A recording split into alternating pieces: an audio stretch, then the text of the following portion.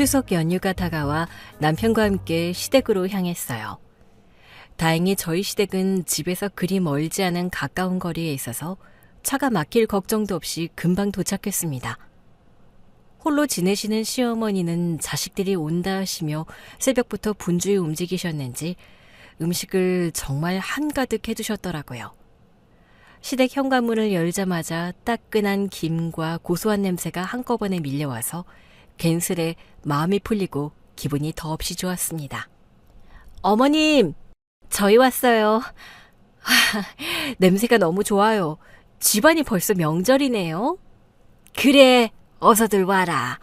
명절인데 뭐라도 실컷 먹고 쉬어가라고 오늘은 좀 솜씨를 발휘해봤다. 어머님은 명절이 아닐 때도 자식들 온다면 늘 진수성찬을 차리시잖아요. 그런데 이렇게까지 무리해서 뭐하러 또 고생을 하셨어요? 그게 내 낙이다, 얘야. 이마저 못하면 나는 아무런 쓸모가 없는 사람 같거든. 어머님, 그런 말씀은 하지 마세요. 어머님은 여러모로 참 훌륭한 분이세요. 저희가 항상 존경하는 거 어머님도 분명히 알고 계시잖아요. 너는 맨날 내 칭찬만 하더라. 예, 그 말 진심이긴 한 거지. 당연하죠, 어머님. 그런데 동서는 아직 안 왔어요?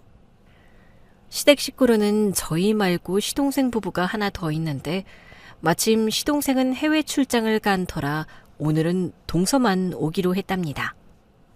아직 안 왔다. 뭐 오고 싶을 때 오겠지. 어련히 오겠니? 동서 이야기를 더 있다가는 자칫 흉으로 흐를까 싶어서 저는 슬쩍 화제를 접고 시어머니를 따라 주방으로 들어가 함께 상을 차렸습니다. 커다란 접시에 윤기가 흐르는 갈비를 정갈하게 담고 갓 지진 생선을 노릇노릇 얹고 나물이며 전이며 잡채까지 하나하나 올리다 보니 식탁이 금세 풍성한 명절 빛깔로 가득 찼습니다. 저희 부부와 시어머니가 자리에 앉아 막 한술 뜨려던 그 순간 마침내 현관문이 벌컥 열리며 동서가 들어왔어요. 어머, 식사하시려던 참이었나 봐요? 타이밍이 딱이네요. 형님, 제 밥도 좀 넉넉히 퍼주세요. 오늘은 제대로 먹고 싶어요. 사실 저는 동서에게 썩 좋은 마음만은 아니었지만 시어머니 앞에서는 분위기를 깨고 싶지 않아서 괜히 더 반가운 척 미소를 지어 보였습니다. 그래, 어서 들어와. 손부터 씻고 앉아. 형님, 요즘 얼굴 때깔이 더 좋아지셨네요. 환해 보여요. 어머님 뵈러 와서 그런가 봐. 명절 기운 받아서 그런 것 같기도 하고. 많이 웃기시네. 형님, 언제부터 그렇게 아부가 늘었어요? 듣는 제가 다 민망하네. 농담은 그만하고 얼른 와서 밥 먹어. 어머님이 오늘 아주 맛있는 걸 한가득 차려주셨어. 그렇게 동서까지 자리에 앉아 명절의 기운 속에서 기분 좋게 식사를 시작했습니다. 저는 최대한 동서에게 화를 내지 않으려고 노력하는데 동서가 늘 그렇듯 또 저에게 시비를 걸기 시작했어요. 형님, 임신했어요? 배가 많이 나온 걸 보니까 임신 맞죠? 아니, 동서, 엊그제 만나잖아. 호프집에서 나 술 마시고 나오는 거 봤으면서. 아, 그렇지. 그럼 이 배가 임신배가 아니라 똥배? 형님, 관리 안 하세요? 아주버님이 멀리하지 않으시나? 내 배 걱정하지 말고 개념을 챙겨. 농담 좀 한 걸 가지고 오버하시네. 형님, 맨날 이렇게 발끈하니까 제가 놀리는 맛이 있어서 끊질 못하잖아요. 됐다. 그만하고 과일이나 좀 깎아. 동서는 저를 처음 봤을 때는 얼굴 지적을 했고 그 뒤로는 옷 지적, 몸매 지적까지 이어가더니 명절날에도 제 뱃살을 들먹이며 사람을 우습게 만들었어요. 어떻게 저렇게 과일까지 겨우 먹고 나서 윷놀이라도 해볼까 싶어 거실 바닥에 담요를 쫙 깔았어요. 남편은 달력 한 장을 쓱 찢어 말판을 슥슥 그려 넣었고요. 그런데 게임을 시작하기도 전에 동서가 또 분위기를 확 잡쳐버렸습니다. 형님, 지난번에 말씀드린 거 있잖아요. 뭐, 걔 들라고 했잖아요. 그게. 그거 내가 안 한다고 분명히 말했잖아. 저는 다른 사람들이랑 달라요. 나중에 이자 팍팍 쳐서 돌려드린다니까요. 설마 제가 돈 들고 튈 사람으로 보이세요? 잘 모르겠네. 내가 동서를 아주 잘한다고는 말 못하겠어. 뭐야? 지금 저를 못 믿어서 걔를 못 든다는 거예요? 형님, 나 투자의 귀재예요. 대학 때부터 투자만 받고 돈 불리는 데는 귀신이라니까. 6개월 단위로 정산해서 드릴 테니 걔 들어요. 동서, 말은 바로 해야지. 그게 어떻게 걔야? 그냥 자네 투자하는데 돈 보태라는 거잖아. 아니, 저한테 돈 주는 사람 많다니까요. 그 사람들 모두 개원으로 생각한다고요. 개원이든 개투든 난 안 해. 윷놀이 해야 하니까 방에 가서 어머님이랑 내 남편이나 불러와. 이렇게 나오시겠다. 형님, 내가 형님의 내 폭로해도 괜찮으시겠어요? 폭로? 내가 무슨 큰 사고라도 쳤다는 거야? 이봐 동서, 유치하게 굴지 말고 가족들 다 모였으니 돈 이야기는 그만해. 치, 더럽게 치사하게 구네. 형님, 이러면 재미없어요? 동서, 말하는 본사가 왜 그 모양이야? 내가 그렇게 만만해? 제가 목소리를 높이자 잠시 조용하던 집안 공기가 쨍 하고 갈라졌습니다.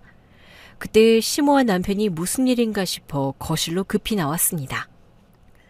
시모가 무슨 일이냐고 묻자 동서가 저보다 먼저 말을 툭 던졌습니다. 어머님, 아주버님, 제가 아주 큰 비밀을 하나 가지고 있어요. 지금부터 폭로할 테니 모두 집중해 주세요. 동서, 지금 뭐 하는 거야? 폭로라니, 설마 나에 대해 말하겠다는 거야? 네, 형님 비밀을 말하는 게 맞는 것 같아서요. 저는 이미 결정했어요. 형님의 은밀한 비밀을 밝히겠습니다. 어머님, 형님이 아주 무서운 여자예요. 형님은 남편 몰래 비자금을 챙기는 여자예요. 지금 비자금 통장에 든 돈이 수천만 원이나 된다고요. 아주버님, 아무것도 모르셨죠? 사실 예전에 우연히 은행에서 동서를 마주쳤는데 그때 제 통장을 느닷없이 낚아채 내역을 훑어본 적이 있었습니다. 통장 개설일과 입금액을 본 동서는 그것이 비자금이라 짐작했고 그 뒤로 내내 자기에게 개를 들라며 성화를 부렸죠. 제가 계속 거절하자 결국 이렇게 가족들 앞에서 까발리려는 것이었습니다. 형님, 그 비자금으로 뭐 하시려고요? 혹시 바람이라도 나셨어요? 상간남이랑 살림 차리는데 쓰셨나? 이제 비밀은 없어요. 어서 어머님이랑 아주버님께 진실을 밝히시죠. 동서, 그게 그렇게 재밌어? 네, 엄청 재밌네요, 형님. 지금 얼굴이 잔뜩 쫄아있는 것 같네요. 가족들 몰래 뒤에서 뭘 해왔는지 말씀해 보세요. 제가 입을 떼기도 전에 남편이 굳게 담은 얼굴로 갑자기 큰 소리를 쳤습니다. 재수 씨, 내가 말할게요. 다 말하겠다고요. 그이는 평소 언성을 높이는 법이 거의 없었는데 그날만큼은 달랐습니다. 내가 비자금을 모았다는 사실 때문이었는지 아니면 동서의 의심 섞인 말 때문에였는지 시뻘겋게 달아오른 얼굴로 소리를 질렀습니다. 남편은 저에게 무엇을 했을까요? 아니, 저는 정말 무슨 나쁜 짓을 저질렀을까요? 비자금의 출처와 사용처가 어디인지 궁금하시죠? 잠시 과거 동서와 있었던 에피소드를 먼저 풀어놓고 후반부에서 이 비자금 사건의 결말을 또렷하게 밝히겠습니다. 남편과 결혼하고 1년 뒤 시동생이 동서와 결혼을 했어요. 그런데 동서는 윗사람인 저를 처음부터 우습게 여겼습니다. 아우, 깜짝이야! 형님, 지금 쌩얼로 오신 거예요? 왜? 쌩얼이 더 예뻐서 놀랐어? 분위기를 살려보려고 제가 괜한 농담을 던졌습니다. 남편과 시동생은 껄껄 웃었는데 동서는 인생을 팍 쓰며 이렇게 받아치더라고요. 형님, 저는 형님이 아니라 시어머님이 오신 줄 알았어요. 쌩얼이 어쩜 그렇게 나이 들어 보일 수가 있는 거죠? 동서, 그만해. 알았어. 다음부터는 화장하고 다닐게. 아니, 형님, 이러고 다니면 아주버님이 싫어하지 않아요? 아주버님, 제 말이 맞죠? 그러자 남편은 허허 웃으며 곧장 아니라고 했습니다. 제 아내 생활 봐줄만 하지 않아요, 재수씨? 이 정도면 연예인급 아닌가요? 어떤 연예인이요? 혹시 개콘에 나오는 못생긴 개그우먼 말씀하시는 건가? 저 정도 되는 얼굴이면 쌩얼도 괜찮겠지만 형님 얼굴은 절대로 쌩얼로 밖에 나오면 안 됩니다. 아시겠어요? 동서는 제 외모를 끔찍하다는 식으로 깎아내리며 자기가 훨씬 낫다는 걸 강조했습니다. 동서를 좋게 볼 리 없으니 제가 먼저 연락하는 일은 없었어요. 그런데 어느 날 동서가 울먹이며 전화를 걸어왔습니다. 형님, 저 좀 도와주세요. 동서, 왜 그래? 무슨 일이야? 친정엄마가 많이 아프세요. 암이라는데 당장 수술해야 한대요. 암? 큰일이네. 지금 병원이야? 네, 형님. 저 너무 가슴 아프고 힘들어요. 내가 그리로 갈까? 저도 모르게 병원으로 가겠다는 말이 먼저 나왔고 곧바로 동서가 답했습니다. 아니요, 괜찮아요. 형님은 다른 걸 도와주셨으면 해요. 내가 도울 일이 뭔지 말해봐. 수술비를 바로 결제해야 하는데 당장 돈이 없어서요. 시동생은 능력 있는 직장인이었고 동서도 멀쩡히 회사를 잘 다니고 있었습니다. 다만 결혼하면서 모은 돈을 다 써버려서인지 수술비가 없다더군요. 그래서 얼마가 필요하냐고 물었고 곧바로 고액을 입금해 줬습니다. 그리고 일주일 내내 동서 어머니가 어떠신지 연락을 넣었는데 동서는 전화를 받지 않았어요. 시동생 또한 계속 전화를 받지 않다가 딱 일주일 만에야 제 전화를 받았습니다. 서방님, 동서 어머님은 어떠세요? 수술 잘 받으셨어요? 네? 저희 장모님이요? 무슨 수술을 받았다는 거죠? 암이라고, 동서가 암이라 해서요. 그래서 저한테 수술비를 받았어요. 서방님은 아무것도 모르고 있던 거예요? 저희 장모님 지금 해외여행 중인데요? 해외여행이요? 그럼 동서가 저한테 거짓말하고 돈을 받은 건가요? 서방님, 이게 대체 무슨 일이에요? 어떻게 그런 거짓말을 할 수가 있죠? 제가 자초지종을 설명하자 시동생이 거듭 사과하며 제 돈을 바로 입금해 주었습니다. 그리고 동서를 만나 따지려고 했는데 한 달 내내 얼굴을 볼 수가 없었어요. 그런데 얼마 뒤 시어머니 생신이라 시댁에서 온 식구가 모이게 되었습니다. 저는 동서를 따로 불러서 말을 하려 했는데 자꾸만 저를 피하더군요. 동서, 우리 할 말 있는 거 알지? 잠깐 나 좀 보자. 형님, 저는 할 말이 없는데요. 내가 왜 이러는지 몰라? 제 남편이 입금해 줬다면서요. 아니, 돈을 돌려주면 그만이라는 거야? 자네, 나한테 자네 어머니가 암 수술하신다고 거짓말했어. 그게 어디 보통 거짓말이야? 사람을 그런 식으로 농락하고도 아무렇지도 않은 거야?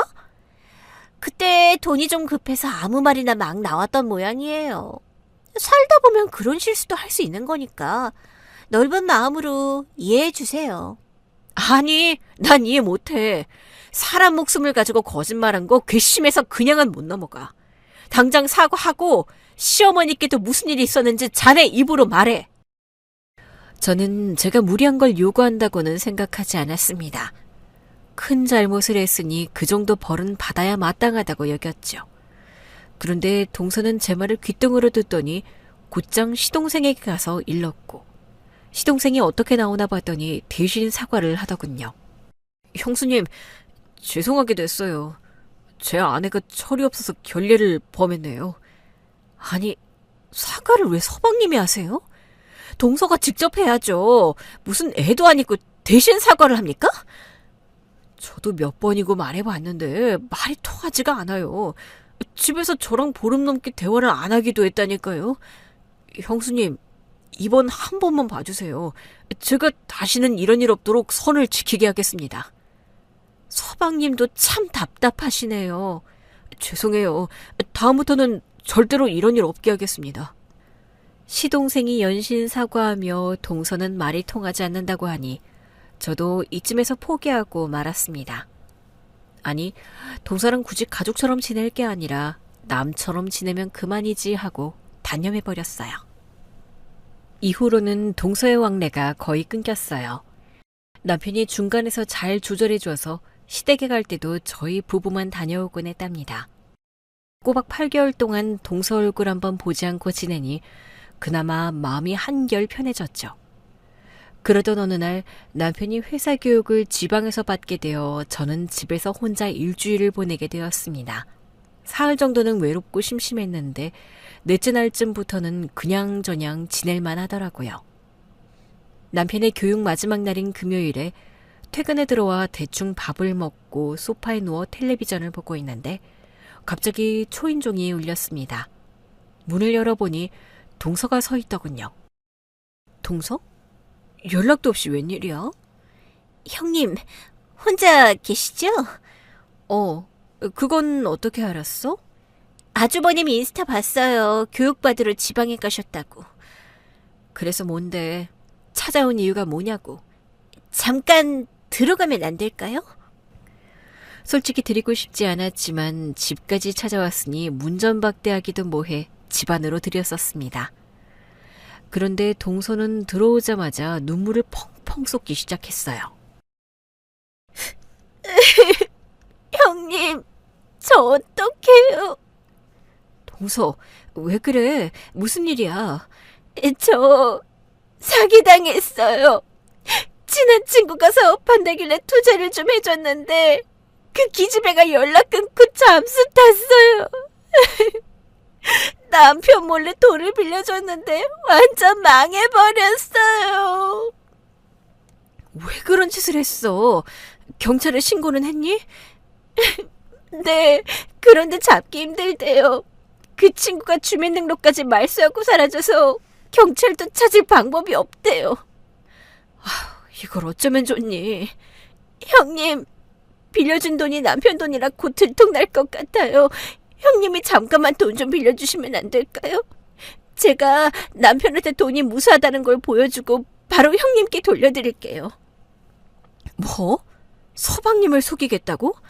안 돼. 부부끼리 그런 비밀을 만드는 건 옳지 않아. 솔직하게 말하고 빨리 정리하는 게 답이야. 정말 말하기가 어렵다면 내가 대신 서방님께 이야기해줄게. 그러자 동서는 잠깐 저를 흘겨보더니 이내 고개를 획 돌리며 됐어요 하고는 입을 닫아버렸습니다. 그때 저는 동서가 또 거짓말을 하는 건 아닌지 의심이 들었습니다. 모친이 암 수술한다고 거짓말을 했던 전례가 있으니 이번 사기당했다는 말도 허튼 소리일 확률이 크다고 느껴지더라고요. 그런데 동서는 우리 집에서 당장 나갈 생각이 없는지 술을 한 잔 마시고 싶다며 생떼를 썼습니다. 형님, 그러면 술이나 좀 주세요. 맨정신으로 있기 힘드네요. 집에 술 있나요? 있긴 있지. 그런데 이제 그만 가봐야지, 동서. 오늘 남편 집에 안 들어와요. 출장 가서 내일 밤이나 온다니까요. 오늘 금요일이잖아요. 형님도 괜찮죠? 같이 술이나 한잔해요. 실컷 마시고 내일 밤에 남편한테 고백하는 게 좋겠어요. 뭐? 술 먹고 자고 가겠다는 거야? 우리 남편 내일 아침에 오는데? 내일 아침 전에 나갈 테니까 걱정하지 마세요. 얼른 한잔해요. 저는 동서가 나갈 마음이 전혀 없다는 걸 알아차렸습니다. 결국 억지로 술을 꺼내 몇 잔씩 나눠 마시고 어떻게든 재워보내기로 마음을 정했습니다. 맥주와 소주가 있어서 소맥을 3잔씩 마셨어요. 제가 술이 더 센 편이니까 동서를 빨리 재울 수 있을 줄 알았는데 어찌된 일인지 취해 나가 떨어진 건 바로 저였습니다. 아주 깊이 잠들어 아침이 오는 줄도 몰랐어요. 여보, 일어나 봐. 당신 왔어? 머리 아파. 나 조금만 더 잘게. 미안해. 당장 안 일어나? 웬 남자랑 침대에서 자고 있는지 이유를 말해보란 말이야. 그게 무슨 소리야? 억지로 눈을 뜨니 제 옆에 낯선 남자가 누워있어 저도 모르게 비명을 질렀습니다. 이 남자 뭐야? 그건 내가 물어야 할 질문 아닌가? 아니야, 나도 처음 봐. 어젯밤에 동서랑 술을 같이 마셨는데 내가 먼저 취해서 잠들었어. 그리고 지금 일어났더니 옆에 이 남자가 있는 거야. 참나, 여자 둘이 곱게 마신 게 아니라 남자를 불러서 마신 모양이지? 당신 이 남자랑 어디까지 한 거야? 아니야, 절대로 아무 일도 없었어. 이 남자 깨워봐. 여보, 나 진짜 억울해. 남편은 긴 숨을 몇 번 내쉬더니 처음 보는 남자의 뺨에 싸대기를 날려 깨웠습니다. 그 남자는 동서의 대학 때 친구라며 다른 친구들과 함께 우리 집에 와서 술을 마셨다고 했어요. 그리고 왜 제 옆에서 잠들었는지는 본인도 모르겠다고 답했습니다. 남편이 동서에게 전화를 걸어 스피커폰으로 어떻게 된 일인지 묻자 동서는 아주 태연하게 대답했죠. 아주버님, 어제 형님이 외롭다면서 저더러 아는 남자 있으면 부르라고 했거든요. 제 핸드폰 뺏어서 직접 전화까지 걸어서 대학 동창을 부른 거예요. 동서, 내가 언제... 자네, 내가 어제 돈 안 빌려준다고 하니까 이런 짓을 벌인 거지? 무슨 돈이요? 형님 술 많이 취하셨네요. 꿈이랑 현실을 구분 못하시는 걸 보니 아직 더 주무셔야겠네요. 아무튼 어제는 너무 심하셨어요. 제 친구한테 껄떡대고 스킨십하는 모습 많이 더러워 보였다고요. 형님, 실망이에요. 그렇게 동서는 저를 제대로 엿먹였습니다. 제가 남편에게 아무리 설명해도 남편은 동서가 뭘 그렇게 잘못했느냐며 오히려 제 행동 거지를 문제 삼았고 끝내 저는 억울함만 꿀꺽 삼켜야 했습니다. 정말이지 동서는 사이코패스가 따로 없었어요. 제가 돈을 빌려주지 않자 술을 먹이고 제 침대 위에 남자를 올려놓다니요. 이런 미친 경우는 정말 다신 마주하고 싶지 않았습니다. 남편에게 며칠 동안 제가 진실을 여러 번 되뇌어 겨우 화해를 할 수 있었고 그이도 동서가 이상한 여자라는 걸 확신하면서 앞으로는 거리를 두자고 했죠. 그 뒤로도 동서는 끊임없이 전화로 돈을 요구했고 제가 쌍욕을 하며 눈앞에 나타나면 가만 안 둔다고 경고하면 깔깔 웃으면서 오히려 조롱했어요. 그러다 시동생이 동서를 크게 혼내고 저에게 사과하는 자리를 마련했습니다. 저는 동서가 나올 줄 모르고 약속 자리에 나갔습니다. 시동생이 굽실거리면서 먼저 제게 사과를 했고 이어서 동서가 허리를 굽혔습니다. 형님, 죄송해요. 제가 장난이 좀 심했어요. 장난? 남의 가정 파탄낼 뻔한 게 장난이야? 죄송해요. 그런데 아무 일도 없었잖아요. 제 친구는 술 먹고 잠들면 움직이지 않고 그대로 자서 형님 옆에 눕힌 거예요. 별 가짜는 변명만 하네. 나 그냥 갈 테니까 놀릴 거면 다른 사람 찾아봐. 형님, 잘못했어요. 동서는 무릎까지 꿇고 사과를 했습니다. 카페 안에서 사람들의 시선이 쏠리자 이걸 빨리 넘기고 싶더라고요. 그래서 억지로 사과를 받아주었습니다. 알았어. 그러니까 어서 일어나. 사람들이 보잖아. 정말이죠? 이제 저 봐주시는 거죠? 잘됐다, 여보. 이제 그만 가봐. 형님이랑 화해했으니까 둘이 수다 좀 떨고 놀다가 갈게. 서방님도 같이 계시는 게 좋을 것 같은데? 아니에요, 형님. 저는 형님이랑 둘이 있고 싶다고요. 동서의 눈치에 시동생이 먼저 일어나 나갔고 저희 둘만 남았습니다. 그날은 동서가 진심으로 반성하고 미안하다는 말을 100번도 넘게 해서 화가 풀어졌습니다. 동서는 제게 자주 연락을 해 밖에서 만나게 되었는데 어느 날 동서가 눈탱이 밤탱이가 된 얼굴로 저희 집 앞에 찾아왔습니다. 형님, 그이가 저를... 설마 아니지? 서방님이 그런 짓을 할 리가 없잖아. 제 얼굴을 보고도 그런 말씀이 나오세요? 저 사실 그이한테 맞으면서 지냈어요. 뭐야? 진짜로 서방님이 이런 거야? 안 되겠네. 내가 당장 서방님 불러서 해결을 봐야겠어. 똑같이 눈탱이 밤탱이로 만들어주든 이혼을 시키든 뭐든 해줄게. 제가 흥분하자 동서는 손사래를 치며 그러지 말아달라고 하더군요. 형님, 아니에요. 제가 잘못해서 이렇게 된 거예요. 무슨 잘못을 얼마나 심하게 했길래. 동서, 바람이라도 피웠어? 아니요. 친정아빠가 장사하신다고 해서 돈을 좀 드렸거든요. 그런데 그이가 화내면서 저를 이렇게 만들고 당장 돈 갚으라고 했어요. 아무리 그래도 사람을 이 지경으로 만드는 건 아니지. 서방님한테 진심으로 실망했다. 동서, 이번이 처음도 아니라며. 이참에 갈라서. 아니에요. 저 그이를 너무너무 사랑해서 헤어질 수가 없어요. 아이고, 속 터져. 동서한테 이런 면이 있는 줄은 몰랐네. 자네를 패는 남자가 뭐가 좋다고. 죄송해요. 이런 꼴을 보여드려서 창피하고 부끄러워요. 동서는 멍든 눈으로 다음 말을 이었습니다. 형님, 저 돈 좀 빌려주시면 안 될까요? 그이가 돈을 다 가져다 쓰는 바람에 생활비 안 준대요. 뭐? 자네도 일 다니잖아. 실은 잘렸어요. 인원 감축을 하는데 명단에 올라서 실업자가 됐어요. 정말 여러 가지로 힘들겠네. 맞아요. 많이 힘들어요. 그러니까 형님이 좀 도와주세요. 알았어. 생활비는 얼마나 줘야 하지? 일단 200만 원만 빌려주세요. 관리비 밀린 거랑 이것저것 나갈 때가 많아서요. 형님, 우리 남편한테는 비밀이에요. 이거 알았다간 저 진짜로 남편한테 맞아 죽을지도 몰라요. 저는 동서가 하는 말을 모조리 믿었고 이혼을 하지 않겠다고 해서 생활비도 빌려줬습니다. 석 달 동안 생활비를 붙여주자 남편이 제 소비를 이상하게 여기며 물어보더군요. 당신 재수 씨한테 돈은 왜 붙여줘? 돈이라도 빌린 거야?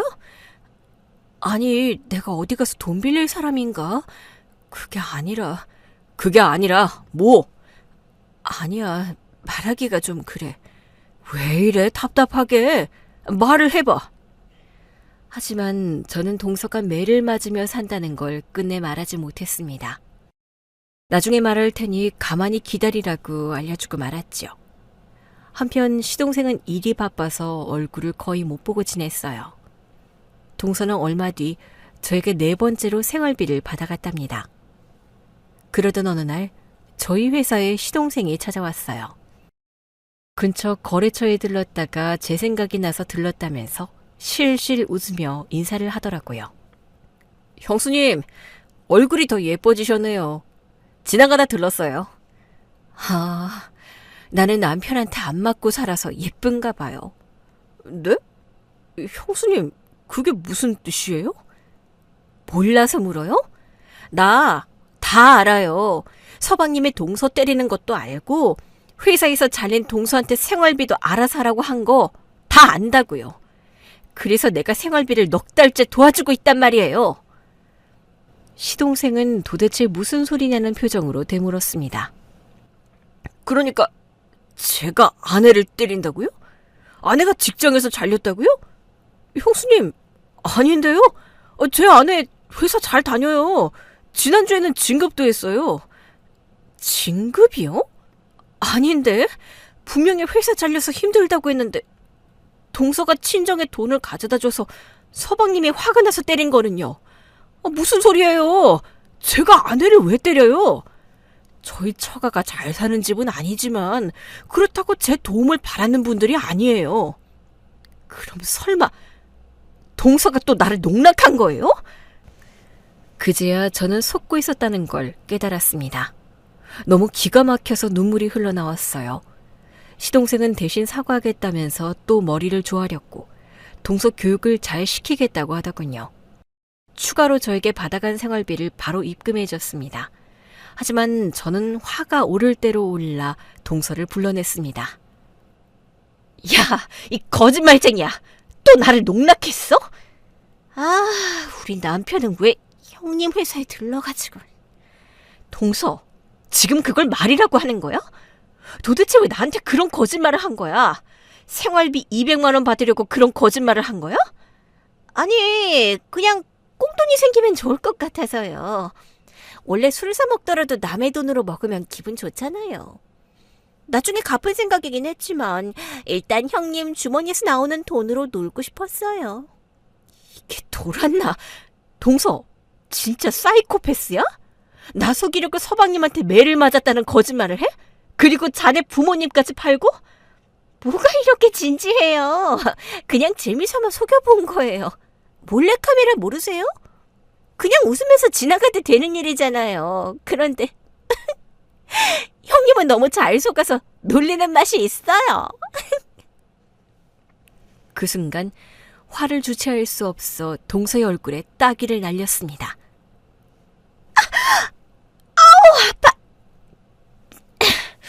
그럼 이걸로 끝인 거예요? 장난친 대가로 이 정도는 맞아줄 수 있어요. 진짜 또라이네. 동서, 아예 오늘 상치를 각오해. 내가 오늘 너 향냄새 맡게 해줄 테니까. 동서의 얼굴에 따귀를 연신 날리는데 맡고 있던 동서는 아픈 표정 대신 즐겁다는 표정을 짓더라고요. 하도 많이 때리니 시동생이 나서서 저를 말렸습니다.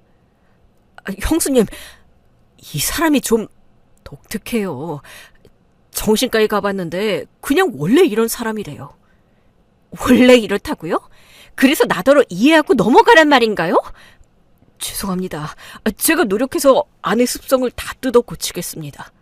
죄송합니다, 형수님. 시동생은 사이코 동서에게 호통을 치더니 데리고 나가더군요. 이젠 정말로 동서와 선을 긋고 다시는 마주치지 않기를 바랐습니다. 그러던 어느 날 은행에서 동서를 마주쳤고 제가 비자금 통장을 만들었다는 사실을 알아차리게 되었습니다. 형님, 비자금 통장 아주 잘 만드셨어요. 결혼한 사람들 이렇게 하나씩 몰래 돈 모으는 거 아주 좋은 결정이에요. 뭐 그런가? 형님, 은행 이자에 만족하세요? 제가 돈 불려드릴 테니 걔를 드려보지 않으실래요? 됐어. 나는 내가 알아서 할 테니까 자네 돈이나 불려. 그리고 나 아직 화 안 풀렸거든. 자네가 나한테 한 죄 때문에 지금도 악몽을 꾼다고. 자네 사이코 같은 짓들 아직 후유증이 심하거든. 그러니까 말 걸지 마. 그냥 조용히 꺼져. 제가 한번 장난친 거 가지고 너무 오래 가는 거 아니에요? 아주버님께도 장난이었다고 말씀드렸어요. 자네는 이게 웃겨? 내가 우스워? 아니, 그냥 장난 한번 한 거 가지고 뒤끝을 부리시네 싶어서요. 입 닥쳐. 자네 사기당했다는 것도 거짓말인 거 다 알아. 어떻게 된 게 거짓말로 똥똥 뭉쳤냐? 서방님은 자네 그런 모습 보고도 계속 살고 싶대? 제 남편은 저한테 푹 빠져서 그런 사소한 건 문제 삼지 않아요. 사소한 거? 웃기네. 내 상식으로는 자네를 이해할 날은 절대로 오지 않을 거야. 아무튼 난 자네랑 이렇게 말 섞는 것도 싫거든? 은행 왔으면 볼 일이나 보고 가.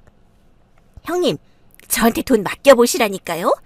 비자금 있는 거 확 잃어버리기 전에 마음 바꾸세요. 일러? 누구한테? 내 남편? 그래, 일러봐. 난 자네처럼 뒤에서 이상한 짓 하는 사람 아니거든? 까칠하시네. 농담이에요, 농담. 형님, 생각 좀 해보세요. 저한테 개 들어서 큰돈 만지는 거 고민 좀 해보시라고요. 저는 이 사이코패스 같은 동서에게 당하고만 있을 수 없다는 생각에 단단히 이를 악물고 계획을 세워 실행했습니다. 마침 곧 추석이 다가왔고 시댁에 모인 자리에서 다시 동서를 마주치게 되었죠. 그러면 초반으로 돌아가 이야기를 이어가겠습니다. 동서가 비자금 통장이 있다고 공개하자 남편이 먼저 큰 소리를 쳤습니다. 이봐요, 재수씨. 제 아내 좀 그만 괴롭히세요. 온갖 거짓말로 사람을 바보 만드는 짓 이제 그만두라고요. 아주버님, 형님이 비자금 통장 만든 이유가 뭘까요? 제가 보기엔 바람 피우는 것 같은데요. 물론 형님 얼굴로 남자랑 바람 피운다는 거 믿기 어렵긴 하죠. 근데 원래 꼴뚜기처럼 생긴 것들이 더 잘 피우잖아요. 아주버님, 뒷조사 좀 해보셔야 하는 거 아닌가요? 재수씨, 제 아내 비자금 통장은, 그거 우리 어머니 집 인테리어 해주려고 모은 겁니다. 제가 부족하니 아내가 혼자서 집을 수리해주겠다고 모은 거라고요. 네? 비자금을 알고 있었어요? 그리고 인테리어 비용이요? 어머님 댁을 고쳐준다고요? 동서는 일이 뜻대로 돌아가지 않으니 식은땀을 흘리더군요. 남편은 이어서 폭로를 이어갔습니다. 네, 그리고 말인데 재수씨가 오히려 뒷조사를 당해야 할 것 같은데요. 제 아내가 재수씨 뒷조사를 해서 크게 터뜨릴 게 있다고 하더군요. 여보, 그게 뭔지 지금 밝혀봐. 오늘은 명절이고 어머님 앞에서까지 밝히고 싶지는 않았는데. 제가 그렇게 말하자 동서는 자기는 부끄러운 일을 한 게 없다며 도리어 큰 소리를 질렀습니다. 웃겨, 형님. 내 뒷조사를 했다고요? 형님이 뭔데 그런 짓을 해요? 그리고요, 털어서 먼지 하나 안 나오니까 괜히 오버하는 거죠? 누가 모를 줄 아세요? 아, 그래. 이렇게 판을 깔아줬으니 내가 다 공개해야겠네. 이봐, 동서. 자네가 나한테 끔찍한 짓을 몇 번이나 했지? 나는 진짜 상처도 많이 받았고 후유증도 심했어. 자네는 사이코패스라서 모를지 몰라도 그건 평생 당해서는 안 될 짓들이야. 그래서 자네가 나를 골려먹은 뒤에 나도 자네 뒤를 좀 캐봤지. 그랬더니 웬걸 아주 지저분하게 살고 있더라. 출장이 잦은 서방님 두고 어떤 남자랑 살림 차렸더군. 그 남자 호스트바 에이스 맞지? 돈 발라서 만난 상간남이 10살어린 술집 남자잖아. 내가 다 확인했어. 증거 사진도 있고 동영상도 있어. 이제 인정할 거지? 뭐라는 거야, 형님? 어머님 앞에서 그런 무서운 거짓말을 해도 되는 거예요? 어머님이 놀라서 주저앉으셨잖아요. 빨리 아니라고 말하세요. 장난이었다, 농담이었다고 하라고요. 이건 농담도 아니고 장난도 아니야. 자네가 벌인 일을 내가 알아낼 거야. 끝까지 인정 안 할 거야? 좋아. 그럼 지금 카톡으로 서방님께 전송할까? 자네가 바람난 증거 말이야. 저는 핸드폰을 꺼내 전송 버튼에 손가락을 올렸습니다. 동서는 저를 빤히 응시하더니 느닷없이 전혀 다른 이야기를 꺼냈습니다. 형님, 사실 저 시한부예요. 살 날이 얼마 남지 않았어요. 돈에 집착했던 이유가 죽기 전에 조금이라도 이윤을 보고 그걸 남편에게 남기고 가려는 마음이었어요. 이제 하다하다 시한부라고까지 거짓말을 해? 자네 그 말이 여기서 통할 것 같아? 진짜예요, 형님. 그리고 호스트바 그 남자, 사실 상간남이 아니라 제 이복 동생이에요. 제가 당당하지 못해서 시댁 식구들에게 말씀을 못 드린 거예요. 동생 집을 차려준 건데 동거하는 걸로 오해하신 모양입니다. 저 절대로 부끄러운 짓 한 적 없습니다. 이복 동생? 그럼 자네 부모님을 불러서 지금 바로 확인해 볼까? 왜 사람 말 안 믿으세요? 제가 지금도 거짓말하는 사람으로 보이시나요? 100% 구라잖아. 내가 너한테 속은 게 몇 번인데 또 속겠어? 안 되겠다. 봐주는 거 없이 지금 바로 네 불륜 증거를 서방님께 보낸다? 안 돼! 핸드폰 내놔! 동서가 몸을 던져 달려드는 순간 저는 전송 버튼을 꾹 누르고 곧바로 핸드폰을 남편에게 던졌습니다. 그제야 동서는 모든 걸 인정하더군요. 그걸 기억고 전송한 거야? 씹어먹어도 시원찮을 꼴뚜기야. 오늘 내 손에 뒤질 줄 알아. 그까지 연기 안 하니? 그래, 이제야 본색을 드러내는구나. 이판사판이야. 감히 내 사생활을 멋대로 뒷조사하고 시댁에서 폭로해? 네가 날 농락하지 않았으면 나도 평생 네 사생활을 몰랐을 거다. 그런데 이미 일은 다 벌어졌고 너는 끝이야. 여보, 서방님한테 연락 안 와? 카톡 왔어. 다음 비행기 타고 한국 온대. 재수씨 가만 안 놔둘 거래. 이혼 소송도 하고 상간남 고소도 할 거라네. 그이의 말에 동서는 꽥 소리를 지르더니 다시 나에게 덤벼들었습니다. 그런데 이 사이코 동서는 싸움을 그다지 잘하지 못하더군요. 달려들길래 손을 뻗어 머리채를 잡아 바닥에 그대로 잡아들였어요. 이건 나! 너 같으면 놓겠냐? 사이코패스가 날뛰는데 어떻게 가만둬? 동서는 바닥에 깔린 채로 요동치며 어떻게든 내 소나귀에서 벗어나 보려고 버둥거렸습니다. 하지만 소용없었죠. 나는 한 손으로는 머리채를 틀어쥐고 다른 손으로는 동서의 귓방망이를 연타로 갈겼습니다.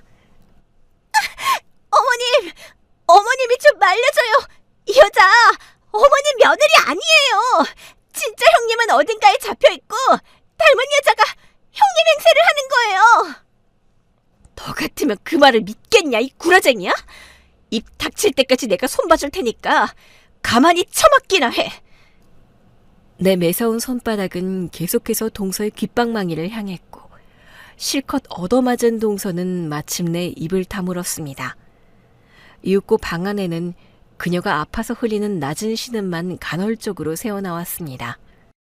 결국 동서는 신랄하게 얻어맞은 뒤 시댁에서 거의 기듯이 퇴장했습니다. 붙잡는 사람은 단 한 명도 없었고 모두 조용히 그녀가 사라지도록 내버려 두었죠. 시모는 큰 충격을 받으셔서 방으로 들어가 누우셨고 남편과 저는 말수를 줄인 채 한동안 묵묵히 시간을 보냈습니다.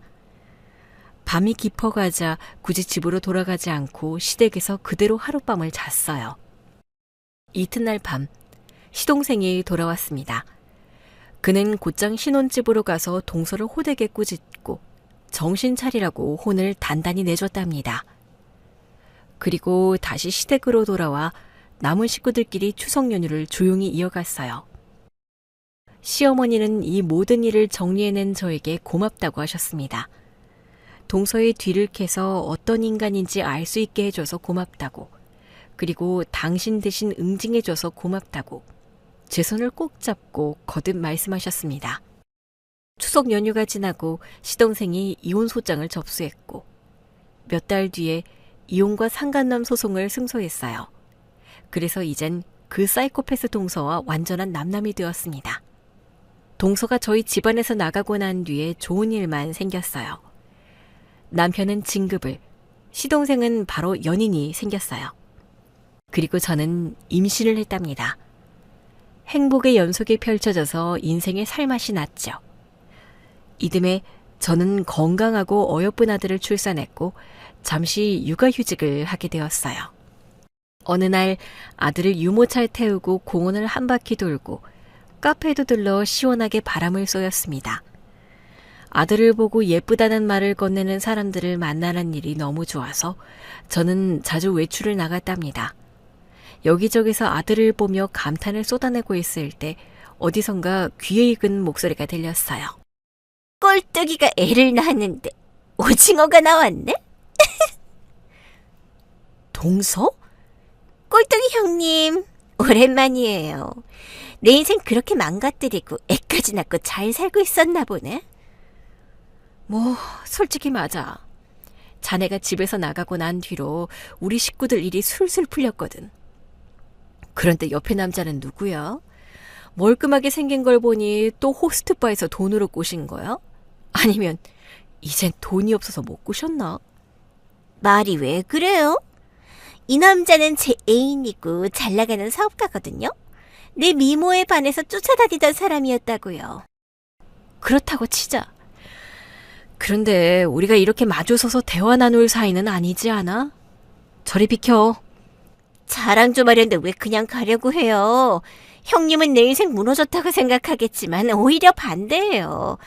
더 잘나고 멋진 남자를 만나서 지금 아주 행복하게 지낸다고요. 아주 잘났다. 알았으니까 그만 비켜.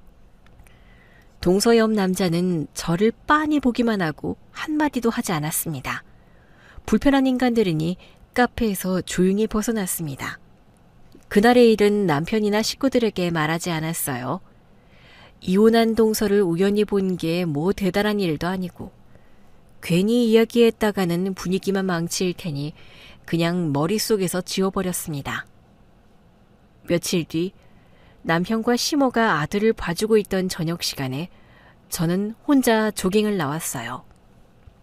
운동을 하도 안 해서 몸이 퍼져버린 탓에 살을 빼야겠다고 마음먹은 터였죠. 하루에 5km를 뛰다 보니 조금씩 뱃살과 옆구리 살이 빠지는 게 느껴져서 그날도 어김없이 저녁마다 조깅을 했답니다. 아무튼 열심히 달리고 있었는데 골목길 어귀에서 누군가가 제 이름을 불렀습니다. 형님! 깜짝이야! 동서? 주택 창가 쪽에서 동서가 저를 부른 것이었어요. 동서, 거기가 집이야? 그 새로 생긴 애 일이 돈도 많은가 보네. 그래, 잘 살아. 형님! 왜, 또 자랑하려고? 또 시비 걸 생각이면 집어치워. 나 바쁘니까 말 걸지 말라고. 다시 뛰어가려는데 동서가 오열하며 두 손을 싹싹 비는 겁니다. 형님, 저 좀 도와주세요. 자네가 울면 사기치려는 거 내가 모를 줄 알아? 형님, 제발 도와주세요. 지금 살짝 굶었어요. 그 좋은 집에 살면서 굶어? 무슨 꿍꿍이야? 돈 좀 빌려주세요. 배달이라도 시켜먹게 돈 좀. 아니, 그냥 배달만 시켜주세요. 아니다, 먼저 구해주세요. 저 지금 애인한테 잡혀있어요. 뭐? 그 멀끔한 애인이 자네를 잡아두고 있다고? 왜? 제 애인이 사이코예요. 이 자식이 집에 초대해서 왔더니 절 밖에 못 나가게 해요. 그리고 제가 살을 빼야 한다면서 아무것도 안 먹여요. 형님, 저 완전히 갇혔어요. 방문은 못질을 해서 못 나가고 이 창문도 딱 한 뼘만 열려서 탈출이 어려워요. 거짓말쟁이 동서가 또 무슨 꿍꿍이인지 몰라도 엮이면 괜히 피곤해질 것 같았습니다. 제 마음은 이미 결론에 가 닿아 있었습니다. 뭔가 속내를 숨긴 장단, 억지로 만들어낸 울음, 늘 그랬듯 짜증만 남길 일이라는 예감이 확실하게 되었습니다. 이유가 뭔지는 모르겠지만 오늘은 엮이지 않을 거야. 내 기분과 하루를 지킬 거다. 아니라니까. 형님, 나 진짜 잡혀있단 말이야. 제발 한 번만 도와줘. 말이 점점 짧아지네. 선 넘지 마. 또 머리채 잡히고 싶은 거냐? 죄송해요, 형님. 제가 잘못했어요. 이렇게 빌 테니 신고 좀 해주세요. 그래놓고 결국 날 골탕 먹이려는 거잖아. 자세한 시나리오는 몰라도 자네가 무슨 수를 쓸지는 대충 알지. 난 오늘 자네한테 안 넘어가. 형님, 제발요. 나 정말 무서워요. 형님. 그만해, 안 넘어가니까. 형님, 마지막으로 제발 신고만, 전화 한 통만 부탁드려요. 저는 지금 아무것도 못해요. 제발요. 눈 하나 깜짝하지 않고 구라치는 건 여전한 동서를 완전히 무시하고 다시 조깅을 뛰었습니다. 땀에 흠뻑 젖을 때까지 뛰고 집으로 돌아갔습니다. 이틀이 지나고 시모와 남편, 시동생까지 저희 집에 모여 아들을 보며 저녁을 먹었습니다. 텔레비전을 유난히 좋아하시는 시모가 무심히 뉴스 채널을 틀었는데 화면에서 갑자기 끔찍한 장면이 흘러나오더군요. 바로 동서가 애인 집에 갇혀 있다가 가까스로 탈출했다는 속보였습니다. 그 애인이라는 남자는 전형적인 사이코패스였고 동서를 집안에 가둬두고 억지로 살을 빼게 하며 온갖 굴욕을 주어 거의 애완견처럼 다뤘다는 보도가 이어졌습니다. 동서가 저에게 한때 울먹이며 털어놓았던 말들이 전부 사실이었죠. 저는 숨이 턱 막히는 느낌으로 리모컨을 내려놓고 동서와 마주쳤던 일을 가족들에게 말했습니다. 당신이 조깅하다가 재수 씨를 봤다고? 살려달라고 했는데 그때 그냥 무시했다고? 또 거짓말하는 줄 알고 단호하게 무시해버렸지. 그런데 그게 정말이었네. 나라도 그 상황이면 그렇게 했을 거야. 여보, 괜히 마음에 담아두지 마. 당신 잘못은 없어. 알겠어. 마음에 오래 담아두지는 않을게. 그래도 참 사이코가 사이코를 만난 셈이지. 잘 어울린다 싶었는데 남자가 한 수 위였나 봐. 저렇게까지 당하다가 탈출하는 걸 보니까 여하튼 이번 일을 계기로 정신을 똑바로 차리고 더는 남들에게 피해주지 않았으면 좋겠다. 그렇게 뉴스로 동서의 소식을 전해 들었는데 별 감정이 들진 않았고 다만 정신 차리고 똑바로 살기만을 바랐습니다. 회사에서 대표님이 봉사활동을 가자고 제안해서 직원들 모두 주말에 시간을 냈습니다. 목적지까지 먹을 것과 생필품을 잔뜩 들고 찾아갔습니다. 그런데 그곳에서 동서를 또 마주치게 되었어요. 여기서 또 만나네요? 자네 임신했어? 그래서 미혼모 센터에 있는 거야? 네, 그렇게 됐어요. 그때 형님이 저를 안 구해주신 거 기억하시죠? 제 애인이라는 놈이 진짜로 저를 가둔 건데 안 믿으셨잖아요. 아, 그거 뉴스로 봤어. 그럼 다 아시겠네요. 사이코패스한테 걸려서 제 인생 날아갈 뻔한 거. 아무튼 그놈은 감옥에 갔는데 이렇게 임신을 해버려서 여기로 왔어요. 친정에서 외면하고 안 받아주는 바람에 갈 곳이 없거든요. 동서 참 대단하다. 사이코가 사이코의 아이를 가졌으니 진짜 어떤 애가 나올지 궁금하다. 제발 자네 닮지 않은 애가 태어나면 좋겠다. 형님, 제가 어떻다고 그러세요? 장난이 좀 심하고 꽁돈을 좋아해서 그렇지 나름 착한 사람이라고요. 착한 사람들이 다 얼어 죽었냐? 그래서 계속 여기서 사는 거야? 네, 아기 낳으면 그래도 제가 키울 거라서 계속 지원받으면서 지내려고요. 어차피 재취업도 못하고 일도 하기 싫어서 남의 돈으로 호강하려고요. 정말 대단한 인물이네. 동서 아주 대단해. 그쵸? 저 대단하죠? 형님, 오신 김에 저 용돈 좀 주세요. 그 주둥이 닫고 구석으로 꺼져. 더러운 꼴 보기 싫으면 내 눈을 마주치지 마. 이건 부탁이 아니라 경고야. 알겠지? 형님, 너무 무섭잖아요. 알았어요. 형님 모른 척하면 될 거 아니에요. 치. 도저히 말이 통하지 않아 그냥 싫은 소리 안 하고 용돈 같은 것도 안 주고 돌아왔습니다. 동서는 쉼터에서 계속 지내는데 아마 제 예상대로라면 쫓겨나고 말 것입니다. 도벽까지 생겨서 다른 여자의 물건에 손을 댄다는 이야기를 들었거든요. 여하튼 최악의 결말이 있을 걸로 생각합니다. 지금의 저는 남편과 아들과 셋이 잘 살고 있고 시모와도 여전히 가깝게 지내고 있답니다. 그리고 시동생은 전 동서와 헤어지고 1년 만에 재혼에 꼴이 냈어요. 가정에 평범하고 멀쩡한 사람들만 있는 게 얼마나 감사한지 모릅니다. 혹시 저와 같은 또라이를 가족으로 만난 분들이 계실까요? 주변에 이런 사람이 있어 괴롭거나 우라통이 터진 분들께 스트레스를 풀게 할 사연으로 다가갔으면 좋겠네요. 그럼 저는 인사드리고 물러가겠습니다. 안녕히 계세요.